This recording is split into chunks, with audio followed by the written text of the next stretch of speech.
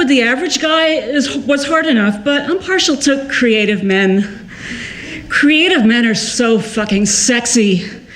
They sing songs about you. They write poetry about you. They want to paint you naked, holding fruit for some reason, or a kitten.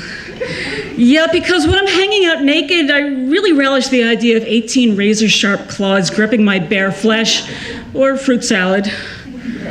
Creative men are great. At least the ones I've chosen were, until I had to break up with them.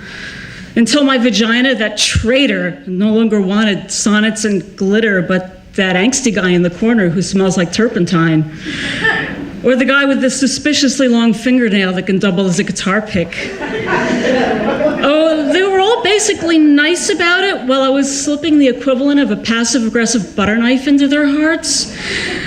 I'm sorry for wasting your time, one of them said. I'm sorry, you need someone more assertive. I'm sorry, you need someone heterosexual.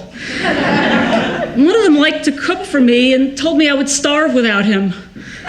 I did a really bad job of breaking up with that one. But then these spurned creative men went home and started processing and talking to their therapists or their men's groups, who told them to sublimate their pain into their art. I have inspired so much post-idiotic breakup art, someone should name a grant for me.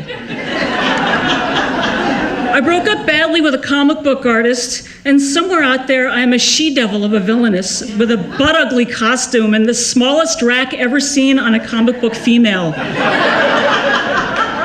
I broke up with a musician, and I'm the subject of a song where the guy's best friend runs off with his girl and he really misses him. I broke up with a painter, so in some avant-garde gallery in Boston, I'm naked with 6 eyes and 3 breasts and 7 pieces of fruit and a double-pawed kitten. I broke up with a writer, and now I'm a series of evil bitches whose names start with L in his thinly veiled autobiographical fiction. Too much wine. I even broke up with my husband while we were dating. In a case of preemptive emotional idiocy, I waited until he painted my portrait and carried it from New York to Boston on a train to break up with him. If he dismembered me on canvas afterward, he was nice enough not to share it with the world. Fortunately for me, and unfortunately for the hopeful recipients of the Laurie Boris Emotional Idiocy Grant, the creative guy who would become my husband took me back a year later. The portrait still hangs in my writing room, fully clothed, without kittens, without fruit, partly as a gift, and partly as a warning. Because there's a hell of a lot of room on that thing for more breasts and eyeballs.